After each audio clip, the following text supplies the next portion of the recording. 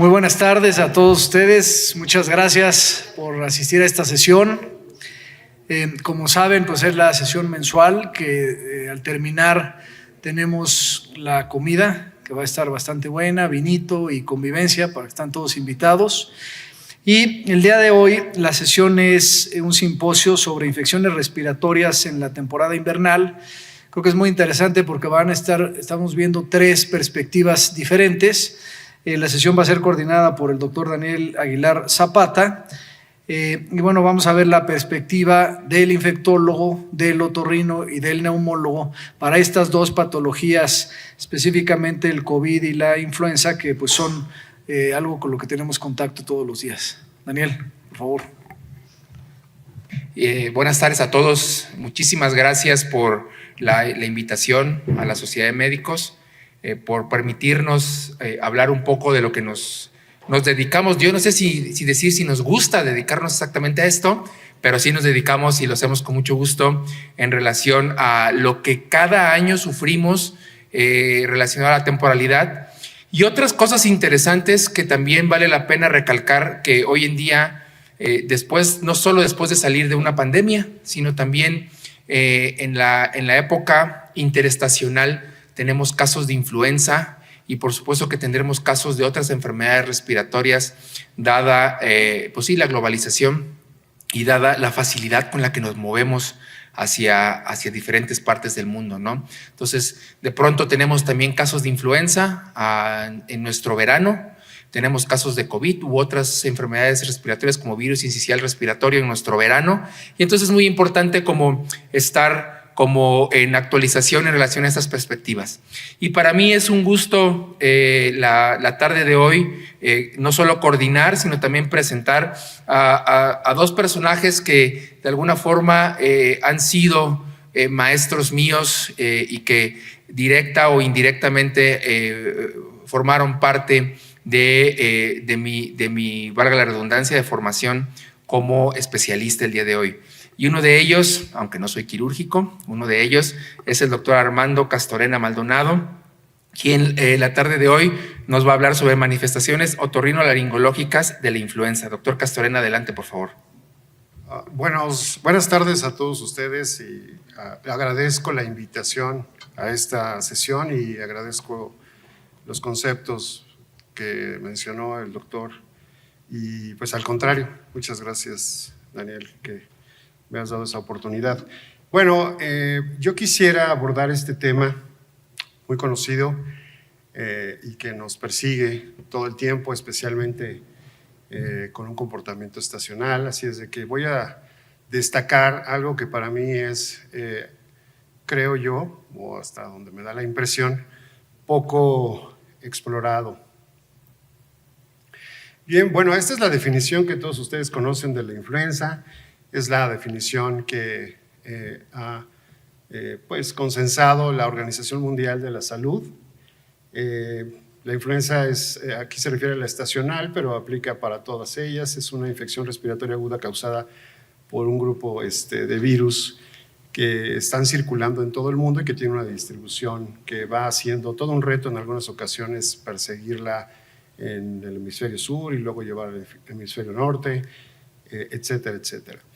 La importancia es que durante todo el año o durante todas las semanas epidemiológicas pues está presente de una o de otra forma, va teniendo una reducción a lo largo del tiempo, de los meses, pero una de las cosas importantes es que en ciertos grupos vulnerables pues representa una causa importante de morbilidad y de mortalidad por las complicaciones que presenta. Este es el comportamiento actual de la temporada 24-25, son datos de la Subsecretaría de Prevención y Promoción de la Salud. Aquí lo que podemos observar es la actividad en años de la influenza de la pandémica, la estacional, tenemos la B, y en realidad aquí esta es la temporada 24-25, vean ustedes cómo hubo una caída muy importante en este año, si lo recuerdan, hubo muchos pacientes, y ha venido descendiendo de manera progresiva, ahorita está en una situación muy baja, pero lo que se espera es que incremente de manera notable. Solo para mencionar algunos casos, no me voy a detener en cuestiones epidemiológicas, pero hasta la temporada que está ahorita, que es la 24-25, ya hay una buena cantidad de casos, 0 defunciones, de la pandémica 33.3% y de la estacional 66.7% de todos los casos reportados, de modo que bueno, sin duda que todo el tiempo nos está dando un buen dolor de cabeza. Estas son las manifestaciones clínicas que todos ustedes conocen, que todos tenemos en mente. Hay instrumentos incluso clínicos para hacer escalas sobre un síntoma o 2 o 3, pero este es el cuadro clínico típico, un cuadro clínico tanto en los niños como en los adultos, con ciertas diferencias, depende del estado de inmunocompromiso. Típicamente hay fiebre, tos generalmente es una tos seca, esta puede ser una tos que puede llegar a ser grave y además es una tos que puede generar un síndrome postnasal, causante, entre otras cosas, de una tos duradera, y es básicamente ya una tos en la cual nos buscan, ¿no? Porque después del cuadro de influenza o de otros virus, deja una estela de síntomas, entre otros, pues el más comúnmente solicitado pues es la tos persistente. Cefalea, dolores musculares y articulares, malestar general intenso y dolor de garganta y secreción nasal. Naturalmente que con estos síntomas con frecuencia se pueden confundir con otras infecciones respiratorias y por eso la denominación de enfermedad similar a la influenza, pero hay que tener en consideración que típicamente o más comúnmente la fiebre es el dato, entre otras cosas, más común. Que nos permite diferenciar entre algunos virus con cierto porcentaje de éxito. Bueno, esta diapositiva solo es para ilustrar cómo la nariz es el contacto primario o principal para adquirir la infección. Todo entra a través, o la mayoría a través de las vías aéreas superiores. Y en este GIF, pues se puede ver, este es el autor de este GIF, por eso lo pongo, pero esta es la distribución que se ha estudiado bastante bien de cómo se distribuyen las partículas, incluyendo los virus. En la nariz, un porcentaje de siempre se va al bulbo olfatorio, y cuando hay un porcentaje importante de virus o virus que tienen que son tróficos para ese lugar, pues también afectan el corredor olfatorio y por eso producen hiposmia como síntomas residuales o característicos, y esta es la distribución de las partículas, cómo sigue su camino hacia la parte de la nasofaringe y ahí comienza a desencadenar toda la respuesta inflamatoria. Entonces, la vía de entrada también es desde el punto de vista otorrinolaringológica. Me regresé. Entonces, yo me voy o quisiera, perdón, eso es aquí.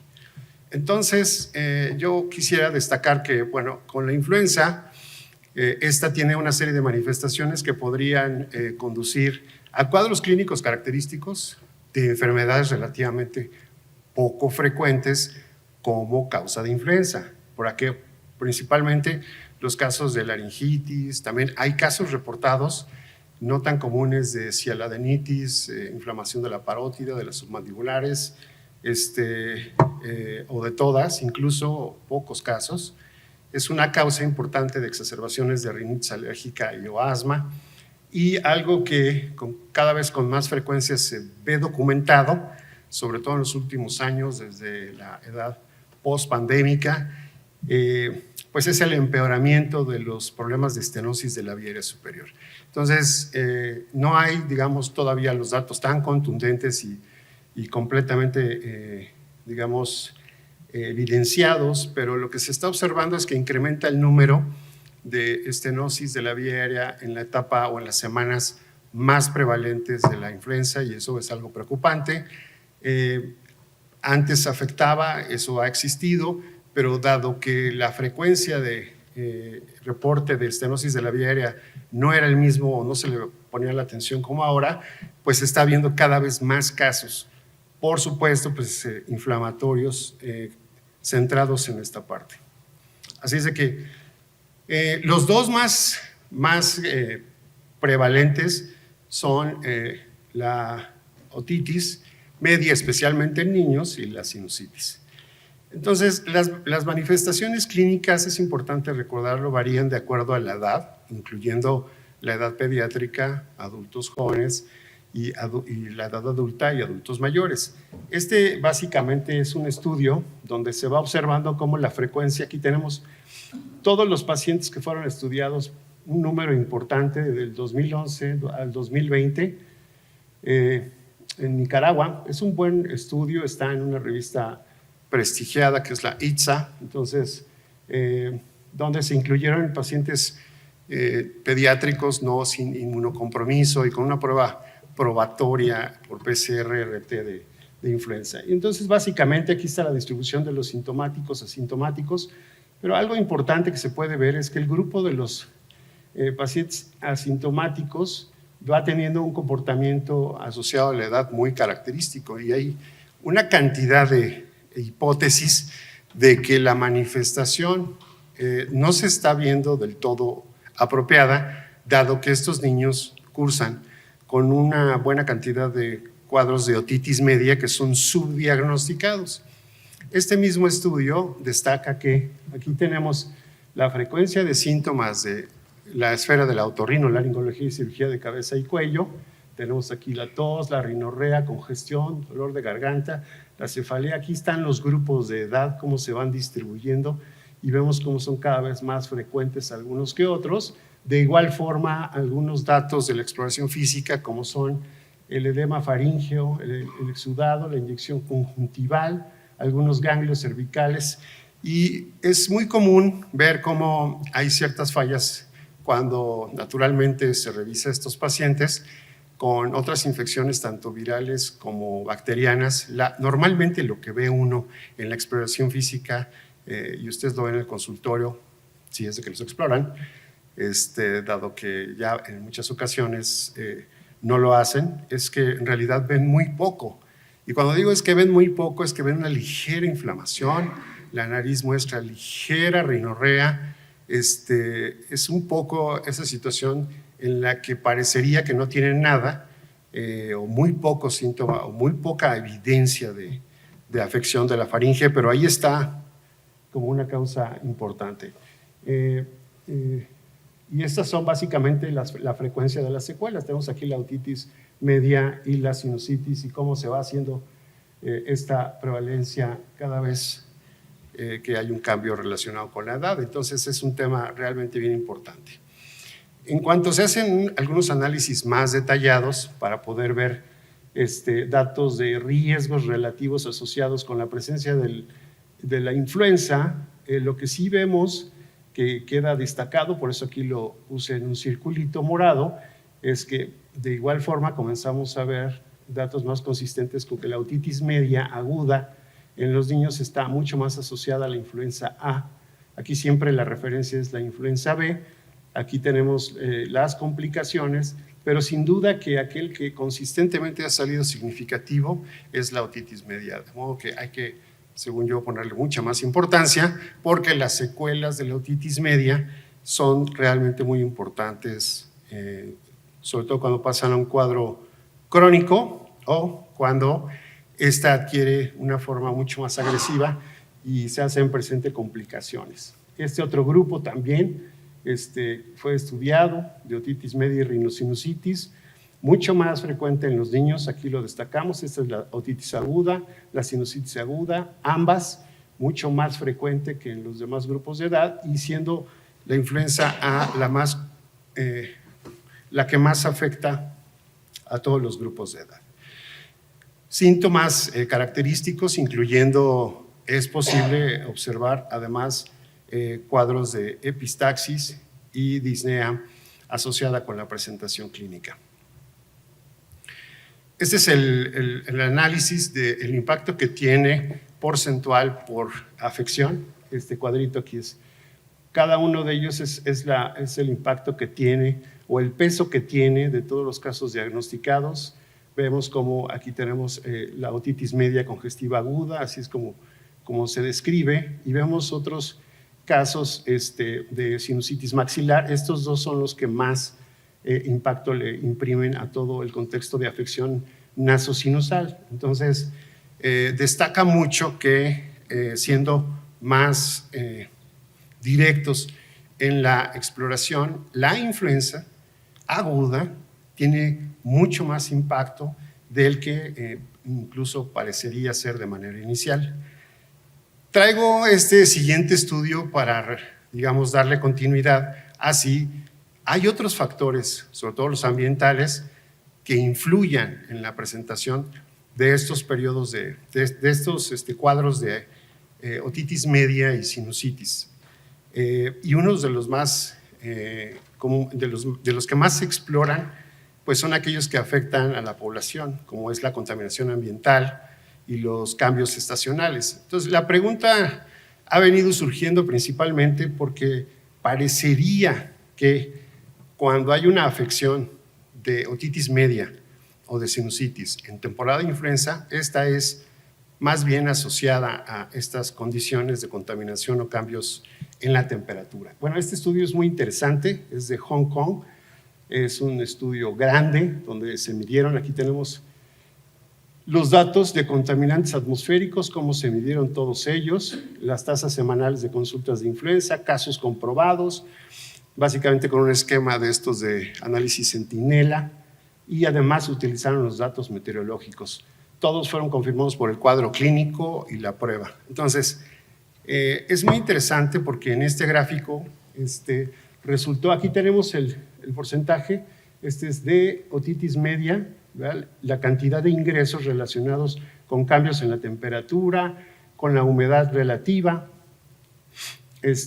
con especies reactivas, con algunos contaminantes, y de todos estos, si ustedes pueden ver aquí, el que más impacto tuvo básicamente fue la cantidad de partículas PM2.5, pero apenas fue una cosa marginal.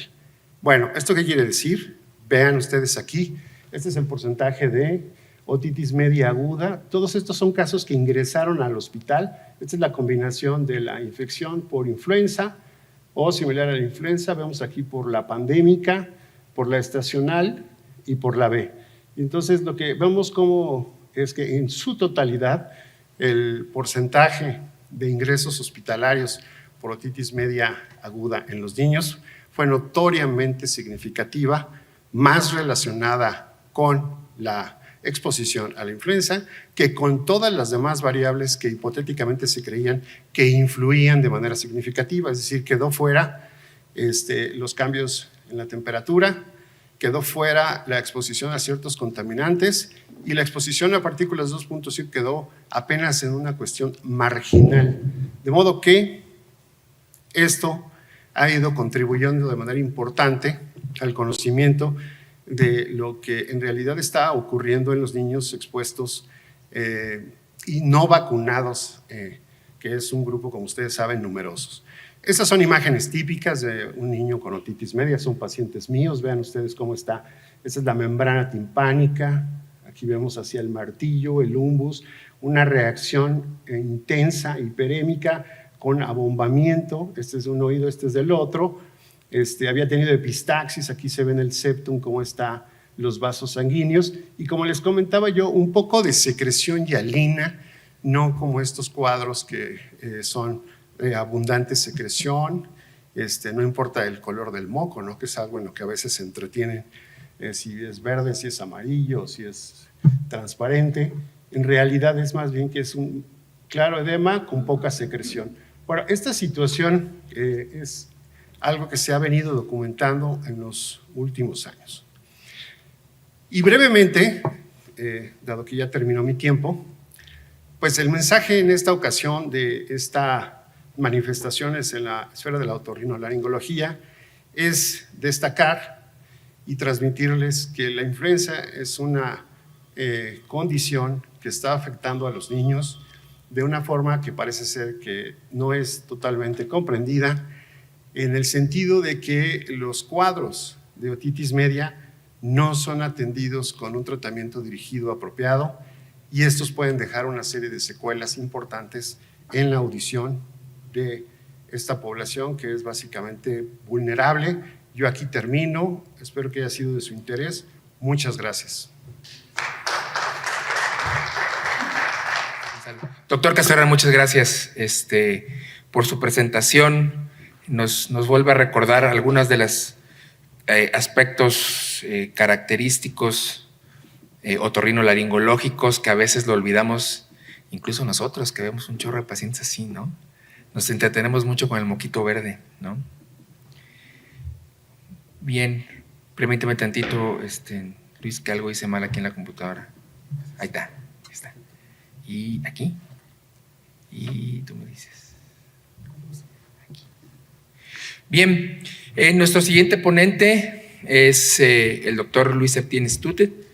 Él es, como todos lo conocemos, él es neumólogo de nuestro hospital y desempeña también labores clínicas en otros institutos nacionales, y la tarde del día de hoy nos va a compartir el tema influenza y COVID-19 desde el punto de vista de neumonías. Adelante, Luis, gracias por estar aquí esta tarde. Gracias, antes que nada, por la invitación por parte de la Sociedad Médica y permitirme dar esta charla el día de hoy.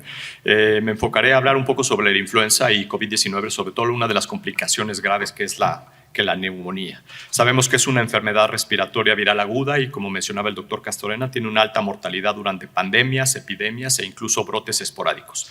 500,000 de muertes anuales en el mundo, y uno de los problemas que tiene es que es altamente mutante y generación de nuevas cepas. Ese es uno de los problemas a los que nos enfrentamos cada año.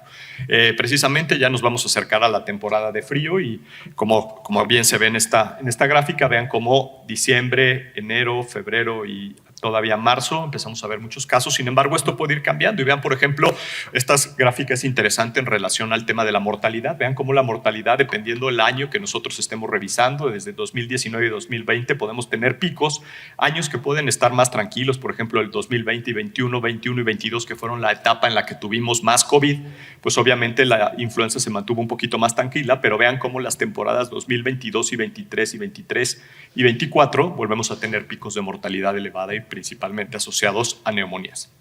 Recordemos que el virus de la influenza está en la familia de ortomyxovirus, es un virus envuelto y en el genoma hay un ARN segmentado de cadena única. Algo importante es hablar un poquito sobre las glicoproteínas de superficie, sobre todo la hemaglutinina, que se une a las células epiteliales del tracto respiratorio superior y permite la entrada de los virus a las células, y la neuroaminidasa, que es la enzima que ayuda a la replicación viral. Y esto es importante porque de aquí deriva el nombre cuando es H1N1, H2N3, y todo esto es importante considerarlo por las mutaciones genéticas que va teniendo, ¿no? Entonces, este es el efecto que genera la replicación del virus de la influenza en el epitelio respiratorio. Aquí vemos cómo a través de la adhesión al epitelio respiratorio, endocitosis, hay fusión, y ahí ya la liberación de diferentes sustancias que se van a encargar de llevar a cabo la replicación viral.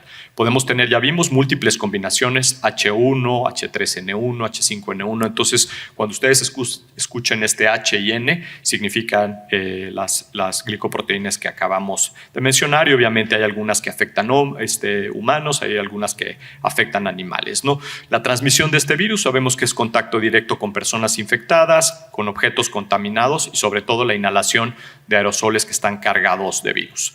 Síntomas típicos ya sabemos, pero un punto de los síntomas o la importancia de los síntomas es cómo diferenciar o cómo saber cuando un paciente solo tiene los síntomas respiratorios agudos de un episodio normal y cuando ya es realmente una neumonía. Y algo de los síntomas importantes, vean cómo hay algunos que son propios de la infección viral aguda, pero hay otros que ya pueden ser de la neumonía. Cuando nosotros tenemos fiebres muy elevadas, el paciente nos refiere fatiga extrema, que tiene disnea, que ese es un dato muy característico, la tos con expectoración, que incluso pudiera ser con hemoptoicos o dolor torácico. Esto nos debe de hacer pensar que probablemente nos estemos enfocando o que ya tengamos un cuadro de neumonía, que digamos que es una de las complicaciones más frecuentes y a la vez más temidas. Puede ser viral, primaria, o puede ser también bacteriana secundaria, y muchas veces esto es lo que sucede cuando nosotros vemos un paciente que llega a terapia intensiva, empieza con una infección viral, una neumonía viral, y después se complica y tenemos una infección cobacteriana, y muchas veces esto es lo que los lleva a la muerte. También complicaciones no pulmonares de la influenza, podemos tener miocarditis,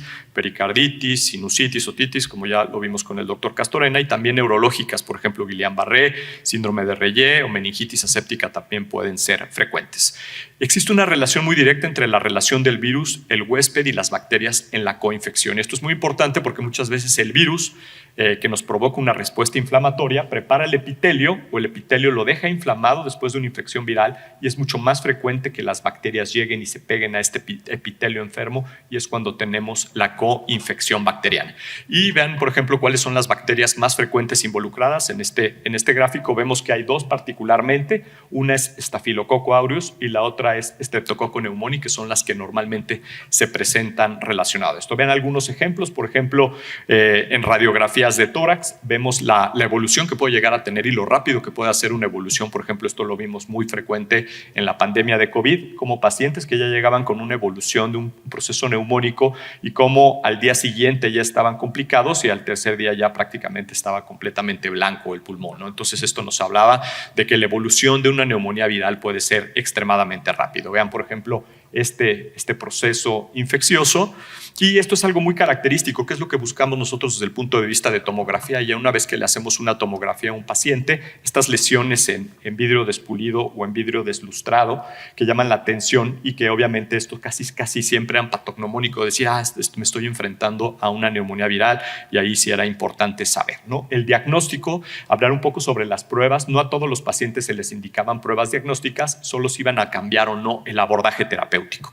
Tenemos dos pruebas principales, una es la PCR, RT, que se consideraba la de primera elección, que tenía la ventaja que es sensible, que es específica, que detectaba la resistencia antiviral y que es relativamente rápida, entre comillas, ¿no? A veces eso nos enfrentábamos, uno de los problemas que teníamos es que a veces el PCR nos lo daban 48, 72 horas después y esto era demasiado tarde para empezarle un tratamiento médico a un paciente que tiene una neumonía y que está avanzando rápido. Las pruebas rápidas tienen la desventaja que tiene una sensibilidad baja, aproximadamente un 70% la A y la tipo B de un 30%, pero es más barata, disponible y puede tener mayor sensibilidad cuando la solicitamos en los 2 primeros días de los sintomatología. Algunas otras pruebas aprobadas para influenza, por ejemplo, esta de transcriptasa reversa, prueba rápida que ya veíamos, amplificación de ácidos nucleicos y en algunos casos también cultivos. Sin embargo, obviamente las 2 primeras eran las más prácticas. En relación al tratamiento, sabemos que la influenza no complicada y los casos de bajo riesgo, generalmente con la hidratación, analgésicos y antipiréticos, era más que suficiente. No recomendamos dar aspirina por el riesgo de síndrome de Reye y la influenza ya complicada o en los casos de alto riesgo, 4 fármacos estaban aprobados para la influenza. Oseltamivir, sin embargo, si ustedes recuerdan, en el 2009 que también tuvimos la pandemia de influenza, hubo una época que se acabó el oseltamivir, entonces tuvimos que utilizar el zanamivir y hay algunos otros, por ejemplo, el peramivir y el valoxavir, que a lo mejor en México no nos llegaron a tiempo y que es mucho más difícil de conseguir. ¿Cuáles son los grupos de alto riesgo que tienen probabilidad de generar una neumonía o en qué subgrupos de pacientes nosotros tenemos que hacer un poco más de hincapié? Niños menores de 4 años, mujeres embarazadas, residentes de asilos, mujeres posparto, antecedentes de enfermedades cardiovasculares, pulmonares, renales o neurológicas, pacientes que tienen algún tipo de inmunodeficiencia, por ejemplo, que tienen enfermedades reumatológicas o están en un tratamiento de VIH o en tratamientos oncológicos, niños de 6 meses a 18 años que reciben medicamentos a largo plazo, en pacientes con obesidad y en personal de salud. Nosotros también somos un factor, estamos expuestos por el tipo de pacientes que vemos, independientemente de la especialidad que tengamos. El simple hecho de estar en el hospital nos pone en riesgo de tener y es por eso importante que estemos vacunados. Tratamiento farmacológico indicado en las primeras 48 horas del inicio de los síntomas y obviamente en pacientes con riesgo de complicaciones por los factores de riesgo que les acaba de mencionar. Tratamiento, por ejemplo, oseltamivir, niños y adultos mayores de 2 años, quimioprofilaxis y en adultos arriba de 1 año. Siempre la quimioprofilaxis fue un tema de discusión, si realmente valía la pena o no dar quimioprofilaxis y algunos efectos adversos relacionados con el medicamento. Sin embargo, el oseltamivir es un medicamento muy bien controlado, ¿no? Estos son los antivirales recomendados para la influenza. ¿Y qué pasaba con otros tipos de medicamentos? Por ejemplo, si ustedes recuerdan también o han visto que utilizamos, o me incluyo que también alguna vez los utilicé, inhibidores de neuroaminidasa para prevenir o tratar influenza en adultos y en niños, y hay una conclusión donde dicen que oseltamivir y zanamivir tienen efectos pequeños e inespecíficos sobre la reducción de tiempo para aliviar síntomas, y el uso de cualquiera de los dos como profilaxis puede reducir el riesgo de influenza sintomática. Sin embargo, el uso de oseltamivir para disminuir complicaciones como neumonía, a veces dependiendo de lo que nosotros estemos revisando, por ejemplo, esta es una revisión del Cochrane, pues puede quedar tal vez un poco en tela de juicio, ¿no? Algunas publicaciones también en relación al uso del oseltamivir cuando se utiliza para prevenir hospitalizaciones, y en hospitalizaciones se observó que no disminuyó el riesgo de hospitalización, pero sí muy probablemente al inicio de los síntomas. Entonces muchas veces pues esto nos ayudaba en forma importante a poder controlar al paciente en forma temprana y tratar de disminuir al máximo la mortalidad. ¿Qué sucede con la mantadina y la rimantadina que se utilizan al por mayor en influenza tanto en niños como en adultos? Nos dice que no son útiles ni para prevenir, ni tratar o acortar la duración de la influenza tipo A, ni en niños ni en adultos mayores. Hablaré un poco ahora sobre COVID-19, el SARS-CoV-2. Recordemos que este virus pertenece a los coronavirus beta. La vacunación obviamente ha disminuido la tasa de infección, gravedad y mortalidad. Seguimos viendo grupos de personas que están en contra de las vacunas. Sin embargo, yo soy también pro vacunas y a todos mis pacientes les recomiendo. ¿Cómo actúa? Sabemos que se une a este receptor ECA2 mediante esta proteína Spike para entrar a las células. Y hay algunos factores que son protectores y de riesgo. Sabemos, por ejemplo, que los pacientes que menos se enfermarán en los que llevaban una dieta adecuada, que tenían una buena nutrición, que tenían condiciones atópicas y que se habían vacunado. Sin embargo, factores de riesgo, sobre todo para presentar complicaciones como neumonía, edad avanzada, las comorbilidades, la preexistencia de enfermedades, el sexo masculino, algunas disparidades raciales, cambios en los parámetros de laboratorio, sobre todo cuando empezábamos a ver elevación de citocinas proinflamatorias, y obviamente esto estaba relacionado en forma importante a las complicaciones. ¿Qué sucedía en relación a la mortalidad del COVID? Recuerden, por ejemplo, teníamos el número de porcentaje que eran los pacientes que estaban registrados en relación a mortalidad, pero también sabíamos que muchas veces ese número no era real, no tanto porque no se detectara, sino porque no sabíamos a qué atribuíamos la muerte, directamente al COVID o a las coinfecciones bacterianas o a las complicaciones propias del COVID. Entonces hubo una disparidad en este tema de la mortalidad, que siempre pensamos que los registros que presentaban a nivel nacional había de cierta forma algún subregistro por lo que nosotros veíamos en los hospitales. Nuevas variantes han ido cambiando a lo largo del tiempo. Sabemos que empezó con Wuhan, luego tuvimos Alfa, luego tuvimos Delta, luego tuvimos Omicron, variantes futuras que ya las tenemos en la actualidad, sobre todo la última es una que se llama XCC, que ha pegado un poco en Europa y en Estados Unidos y que probablemente la empezaremos a ver en México muy probablemente. Sabemos la patogenia, el mecanismo, como les mencionaba, por dónde entra el virus y cómo se replica, que es importante conocerlo. Los síntomas, que también podemos tener dudas en relación a los síntomas, por ejemplo, muy frecuentes, tos seca, la fiebre elevada, la fatiga, mialgias, cefaleas, y algunas manifestaciones de diferentes tipos, ¿no? Entonces, uno de los problemas que teníamos con COVID es que de repente se nos podía presentar con manifestaciones como diarrea o manifestaciones exclusivamente en piel, y desapareció a lo largo de esas mutaciones. Casi que decíamos, si tiene disgeusia o anosmia, estábamos seguros que era COVID y prácticamente empezábamos el tratamiento médico para COVID, ¿no? Clasificación por la gravedad, ¿qué sucedía? ¿Cuál era la evolución en relación a las neumonías? Por ejemplo, podíamos tener casos no severos cuando teníamos ausencia de signos de severidad o enfermedad crítica. Los severos, cuando ya los pacientes llegaban con nosotros saturando abajo de 90%, signos francos de neumonía o datos de estrés respiratorio, y los pacientes que estaban en etapa crítica, que esos iban directamente a la terapia intensiva, que ya tenían un SIRA o que tenía sepsis o llegaban en estado de choque, y que estos automáticamente iban a la terapia intensiva y que requerían hospitalización. También las pruebas específicas, PCR, RT, la prueba de antígeno, el anticuerpo IgG no se recomendaba por la baja sensibilidad y no estaba recomendada por la Organización Mundial de la Salud. Estudios de imagen, sabíamos que la radiografía era inicial, vean cómo evolucionaba también igualmente, así como influenza de rápido, la neumonía viral en un paciente que tenías inicialmente una radiografía normal, cómo avanzaba una neumonía viral y después cómo ya estas de neumonías por COVID-19, donde veíamos desde la radiografía de tórax, veíamos estos infiltrados a nivel periférico en forma importante. Y aquí vemos algunos ejemplos radiológicos de esto.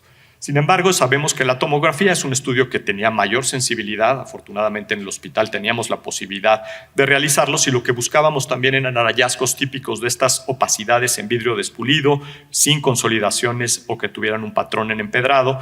Característico eran bilaterales, periféricas, multilobares. En algunos podía haber signo de halo invertido o algunos casos de neumonía organizada cuando ya teníamos una sobreinfección bacteriana. Hay una clasificación que se llama CORATS, que esta CORATS seguramente la leyeron muchas veces en interpretaciones radiológicas de pacientes en urgencias, y de lo que nos hablaba, mientras el CORATS era más elevado, obviamente mayor el riesgo era de tener una neumonía viral por COVID-19. Vean los infiltrados típicos, opacidades en vidrio deslustrado, teníamos consolidaciones de predominio periférico y subpleural, podíamos tener reticulación de localización periférica y subpleural, ya cuando empezaba a tomar el intersticio, muchas veces estos podrían evolucionar a cuadros de fibrosis, y por último, opacidades importantes en vidrio deslustrado periféricas con engrosamiento de los septos interlobulillares.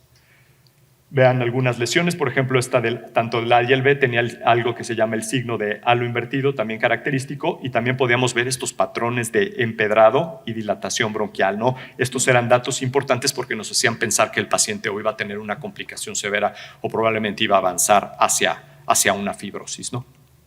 Algunos otros ejemplos, vean de cuando veíamos el comparativo de una radiografía de tórax y una tomografía, pues prácticamente era patognomónico, ¿no? También algo que se puso muy de moda fue el famoso síndrome post-COVID o long COVID o COVID prolongado, que no estaba bien entendido y muy probablemente se debía o se debe a un aclaramiento viral más alargado o inflamación persistente, y en algunos casos también involucrado algo de autoinmunidad. Grupos más afectados, adultos mayores, mujeres o que habían tenido antecedente de COVID grave. Vean, por ejemplo, algunos de los síntomas más frecuentes del post-COVID: fatiga, disnea, anosmia, disgeusia. Había pacientes que les duraba 6 meses hasta un año la anosmia, tos, cefaleas, algunas alteraciones, por ejemplo, radiológicas 18.9, una espirometría incluso, que era parte de cómo nosotros evaluábamos el COVID prolongado, y en un 9.3% veíamos esto, ¿no? Y este es un breve resumen de los síntomas post-COVID prolongado. Vean cómo prácticamente podían afectar a cualquier órgano,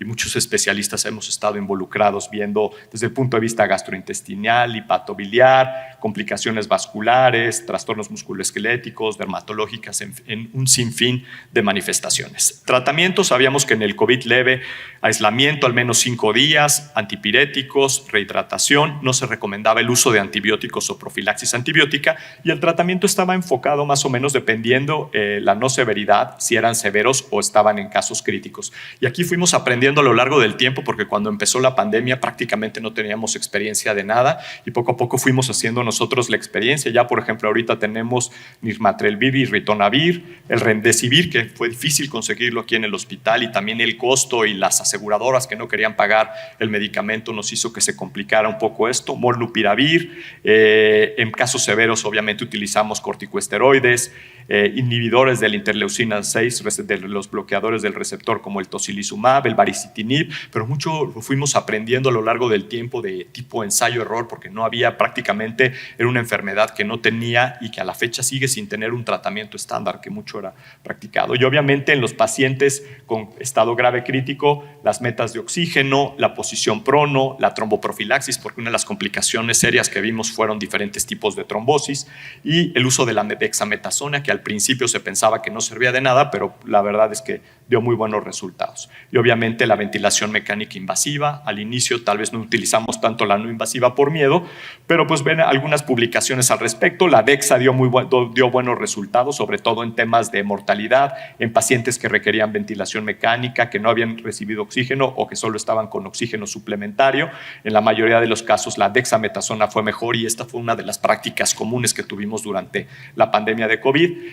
Por ejemplo, ya ahorita va a salir y vamos a tener posibilidad de recetar Paxlovid en el hospital.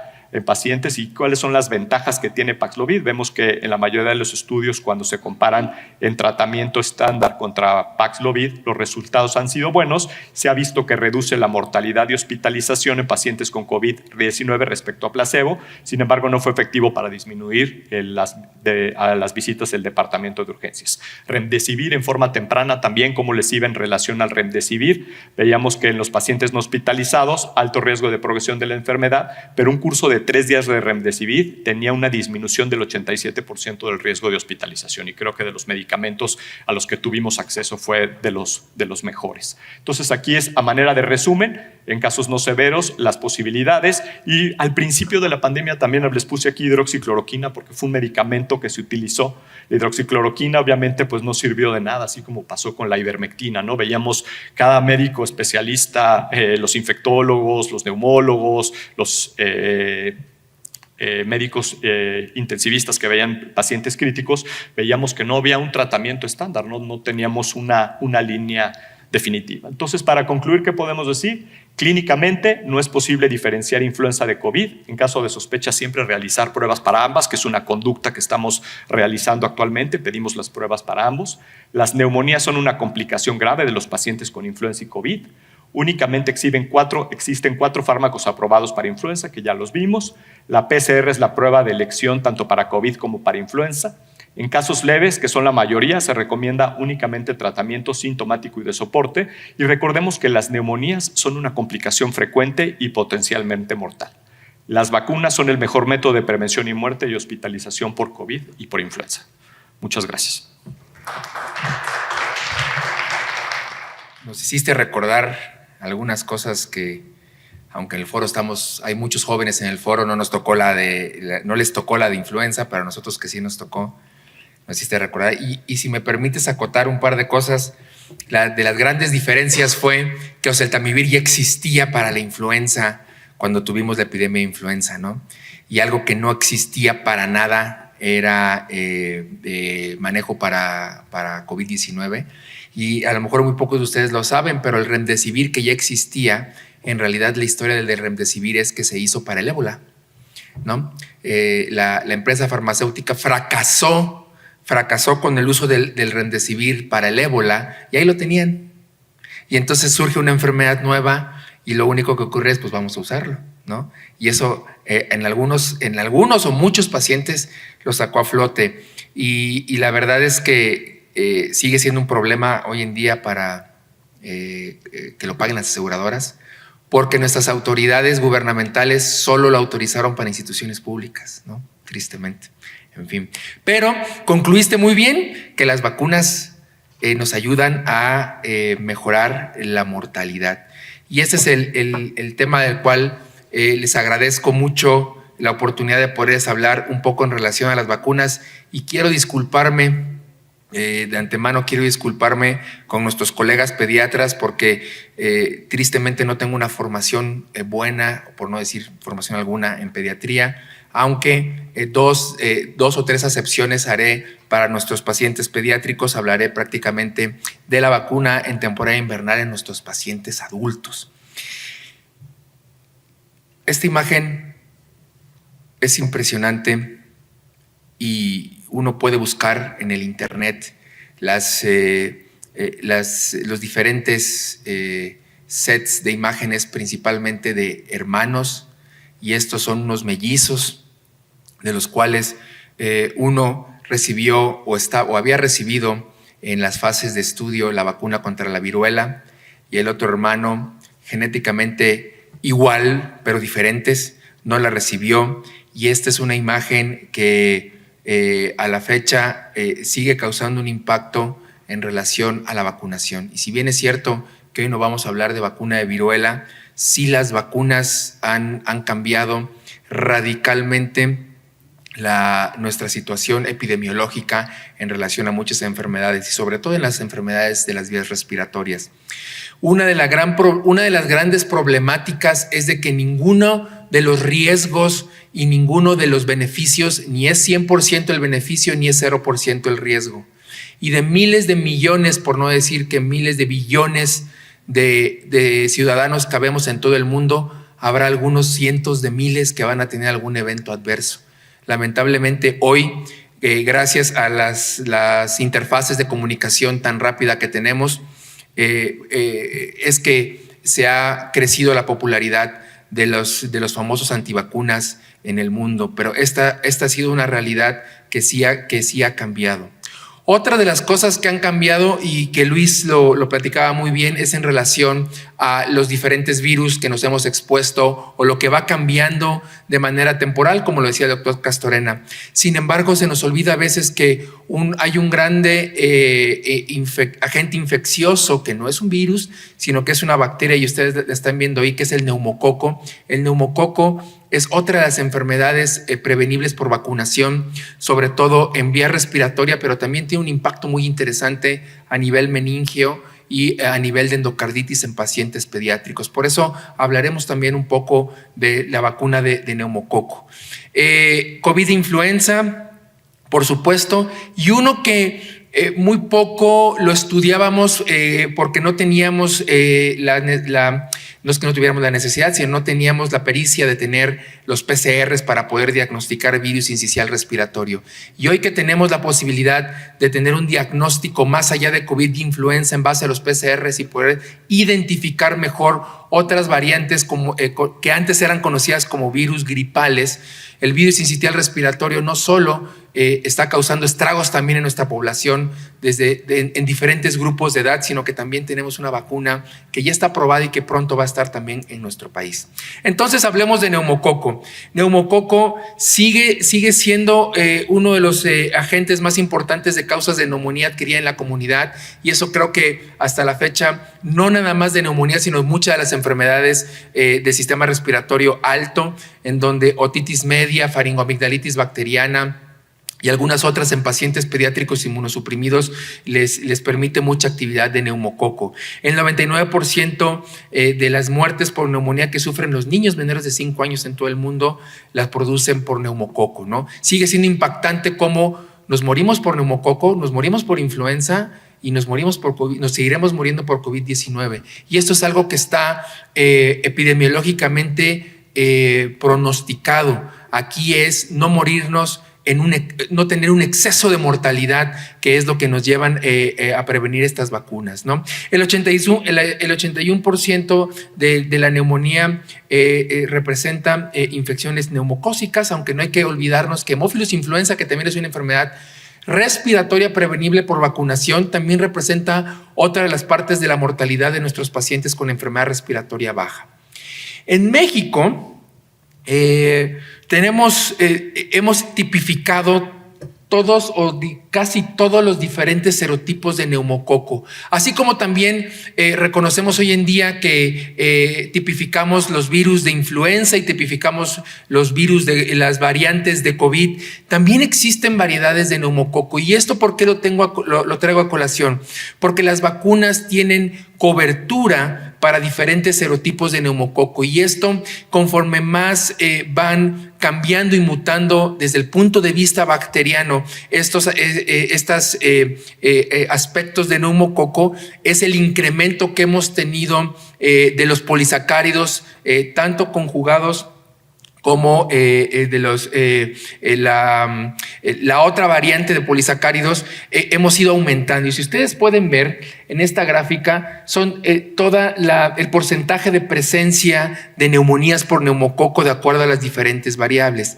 Y si ven ustedes cómo desde el advenimiento en México de la vacuna conjugada valente 7, empezó a haber un decremento de los 7 serotipos tipificables en México que había de neumococo. Cuando empiezas a protegerte contra estos serotipos o estos grupos de neumococo, claro que empiezan a surgir otras variantes como las causas principales de patología. Y una vez más, cuando México tiene la valente 13, la vacuna valente 13, una vez más se nota un descenso importante, sobre todo de los serotipos de los 13 serotipos más importantes que nos cubre contra el neumococo. Y esto es muy importante porque además, aunque pocos de ustedes lo recuerden, neumococo es un microorganismo que se tiene tiene que reportar epidemiológicamente. ¿Por qué? Porque todas nuestras enfermedades prevenibles por vacunación son de reporte epidemiológico y muy pocos de nosotros, y por nosotros me refiero no nosotros en nuestra práctica personal, sino institucional, reportamos al CIREVA el número de neumococos que aislamos y sobre todo los mandamos a tipificar al laboratorio nacional para que podamos saber cuáles son las especies que afectan más a nuestros pacientes. Por ahí también hay que recordar que hay especies de neumococo meningias o serotipos meningios que algunos de estos pueden verse implicados en mejoría gracias a la vacuna y algunos otros tienen tipificación únicamente para meningitis, ¿no? La evolución de los serotipos no vacunales, pues obviamente viene en un incremento y esto siempre va a ser en las gráficas, en las barras superiores que ustedes están viendo, pues porque si no nos protege un serotipo, pues obviamente nos vamos a enfermar más probablemente de este tipo de neumococos. ¿En quién está recomendada la vacuna del neumococo? Esto, a diferencia de otras vacunas virales, esta no es para todos. Esta no es para todos, solamente está recomendado en todos los adultos de 50 años o más y en los pacientes de menor edad a los 50 años, de 19 a 49 años, bajo todas estas condiciones que ustedes están viendo. Aquí sí están incluidos pacientes que hayan tenido algún tipo de manifestación meningia o cirugía meningia con incluso alguna fuga de líquido cefalorraquídeo, pues porque ya veíamos que la vía nasal es una de las vías más importantes de entrada a no solo a la vía respiratoria, sino también hasta el sistema nervioso central. En algunos países los pacientes pediátricos ya tienen de entrada la conjugada 13 como parte del esquema de vacunación y entonces cuando cumplen más de 50 años o 60 años solo tienen que vacunarse contra la polisacáridos 23. Bien, hablemos de influenza y esto es una gráfica muy parecida a la que nos mostraba Luis hace un rato. Vean ustedes qué pasó en el 2021 y el 2022. ¿Por qué no tuvimos influenza? Estos son gráficas de pruebas positivas y del comportamiento de la enfermedad de influenza a lo largo del 2020 hasta el 2024. Y aquí prácticamente lo que podemos concluir o que los grandes estudiosos epidemiológicos pueden concluir son tres cosas importantes. Durante 2021 y 2022 estábamos confinados, usábamos cubrebocas y teníamos tanto temor de COVID-19 que hasta nos vacunamos de influenza, ¿no? Entonces esto pudo haber reflejado en que no hubiera casos en Norteamérica en realidad de esto. Pero vean ustedes, una vez nada más que nos sueltan la rienda, rápidamente no queremos vacunarnos, ¿no? Y se vuelve un problema y no necesariamente tiene que ver en una situación político-económica en donde no hay vacuna. Ciertamente pudiera haber no acceso a toda nuestra población, pero también es una realidad que nos alejamos de la vacunación y ven ustedes que ya para 2024 ya hay una buena positividad en Norteamérica, ¿no? En todo el continente, ¿cuáles son las que en este año, hasta la semana epidemiológica en número 42, cuál es la que predominaba de influenza? Es las influencias no tipificables. Y estas son las más difíciles porque las pruebas rápidas pueden salir negativas, los PCRs pueden salir negativos y salvo algunas marcas de PCRs de influenza, sí nos mandan un rubro de que detecta que es una no tipificable. Esto es que no es AH1N1, que no es A estacional y que no son los dos serotipos de B, sino que es algún otro tipo de influenza. Curiosamente, esta es la que está predominando en esta temporada de 2024 y la segunda más frecuente es las variantes de influenza B. Clásicamente la influenza B es una enfermedad del norte de Norteamérica, esto es el norte de los Estados Unidos, todo Canadá y Alaska. Sin embargo, mucha de esa gente que viene huyendo de su frío y de su invierno, pues se viene a la Riviera Maya, se viene a las Antillas, ¿no? Se viene a la Ciudad de México a vacacionar y entonces usualmente solíamos no estar protegidos con la tetravalente y entonces las vacunas trivalentes o bivalentes de influenza no nos protegen contra estas variantes de influenza B y por eso puede explicar el que tengan un segundo espectro de daño en nuestros pacientes. Solamente en Norteamérica, esto es México, Estados Unidos y Canadá, una vez más las especies no tipificables son las que predominan y bueno, atrásito de ellas vienen influenza estacional, H1N1 y influenza B.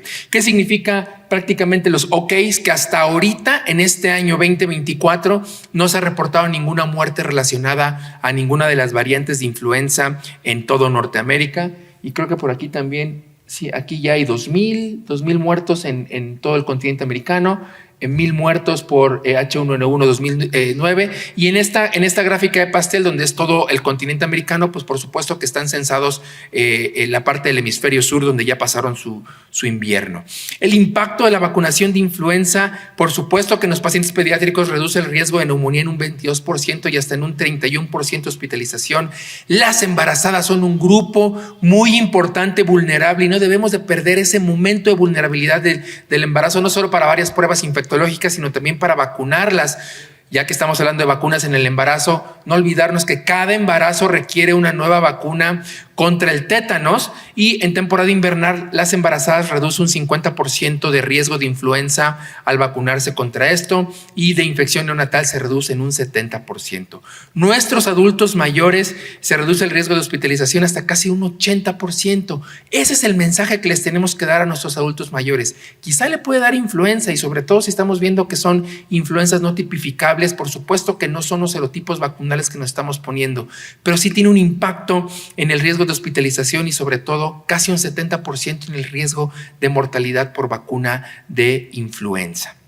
Hablando de COVID-19 y vacunas, esta gráfica me parece maravillosa porque es, lejos de explicar la mortalidad que ocurrió, aquí estamos explicando la mortalidad prevenible que ocurrió gracias a la vacunación de COVID-19.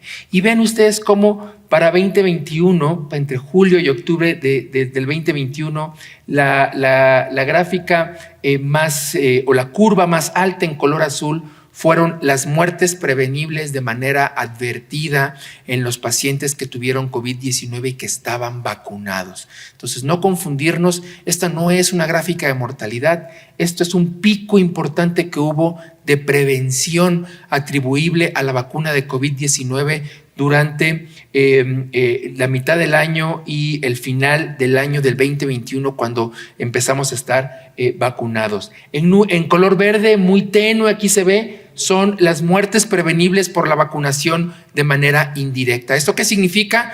Que no necesariamente fueron pacientes que estuvieron enfermos por COVID-19, que pasaron inadvertidos de un contacto con el virus, y que gracias a que estaban vacunados, pues ni siquiera tocaron la puerta de un consultorio, mucho menos la puerta de un hospital. Entonces ven ustedes cómo el impacto de la vacuna de COVID-19 sí fue muy importante, y sí ha sido muy importante, y aunque nos tocó vivir una carrera, así como nos tocó vivir la carrera espacial, a ver quién llegaba primero a la luna, nos tocó vivir una carrera vacunal, ¿no? De quién era el país que tenía la mejor vacuna. Hoy en día esto disminuyó, y prácticamente 2 o 3 laboratorios siguen centrados en la producción de la vacuna.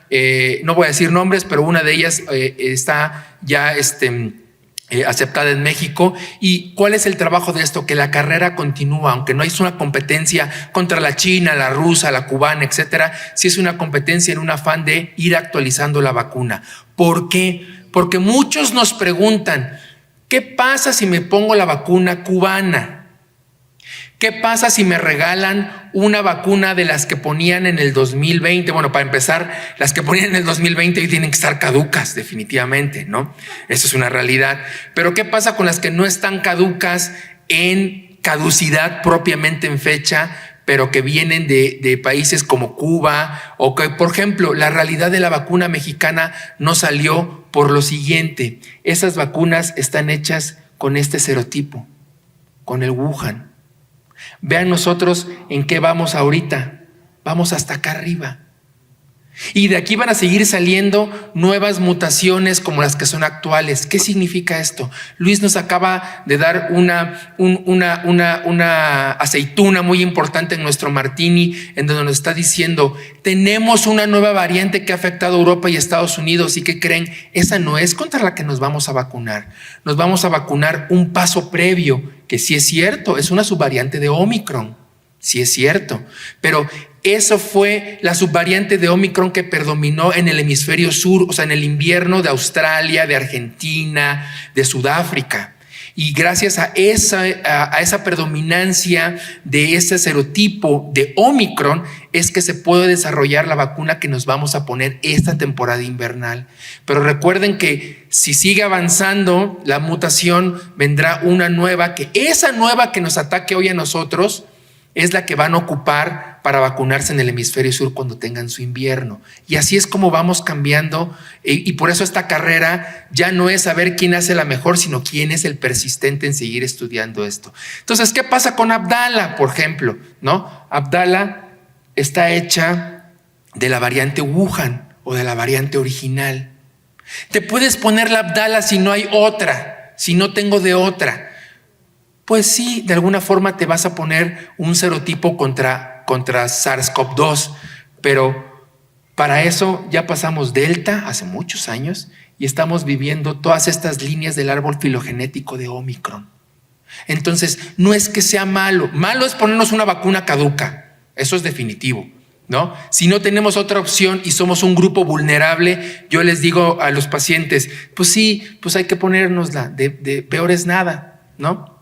Pero si tenemos la posibilidad, el acceso y ya está comercialmente disponible, algo que no pasó durante la pandemia, sino solamente ocurrió en el invierno de este año y viene para el invierno que vamos a empezar, pues hay que conseguir la nueva vacuna que está actualizada. Y finalmente, una nueva vacuna que ya está aceptada en otros países y que viene a nuestro país, virus sincitial respiratorio.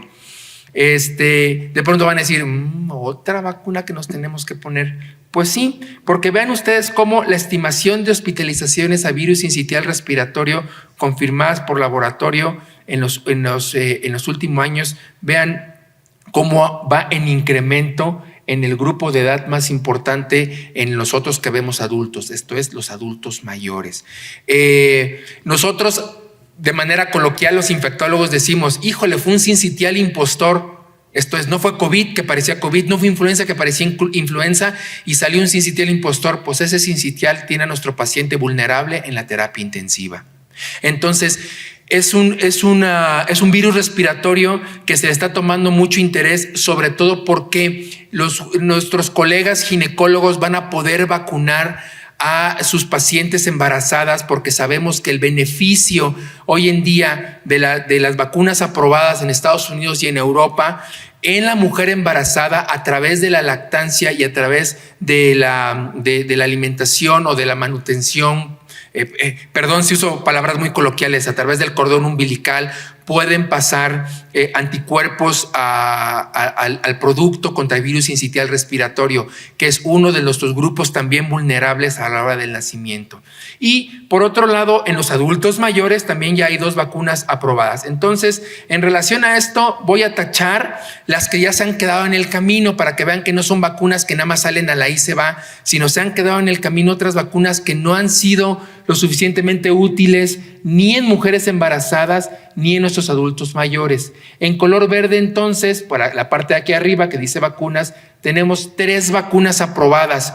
Una para la mujer embarazada o que está en lactancia contra sincitial respiratorio y 2 vacunas para nuestros adultos mayores. Y hablando de que ya que estamos tocando el tema de virus sincitial respiratorio, también en color verde podemos ver que para nuestras mujeres embarazadas con virus sincitial respiratorio están aceptados 2 anticuerpos monoclonales como una terapéutica. Y ya no va a ser la parte de, pues tengo sincitial respiratorio y me aguanto porque estoy embarazada, no puedo tomar nada, ¿no? Estos 2 fármacos están aprobados y esto permite también que no tenga complicaciones ni la madre ni el producto por este tipo de enfermedades respiratorias. Existen 2 vacunas disponibles para adultos mayores, sí, y sobre todo en esta temporada invernal tuvo una disminución entre casi un 80% de las hospitalizaciones de nuestros adultos mayores por neumonía. Entonces ya no nada más nos prevenimos contra neumococo, contra influenza, contra SARS-CoV-2, sino también ahora contra el virus sincitial respiratorio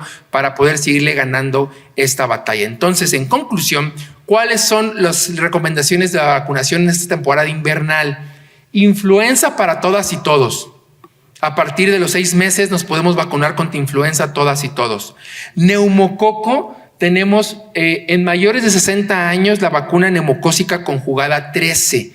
Y aquí estoy poniendo solo la 13 porque es la que tenemos, una de dos que tenemos disponible en México. En Estados Unidos tienen la 20, tienen una 20. Aquí en México solo tenemos la 13 y esto es lo que recomiendan nuestras autoridades en salud.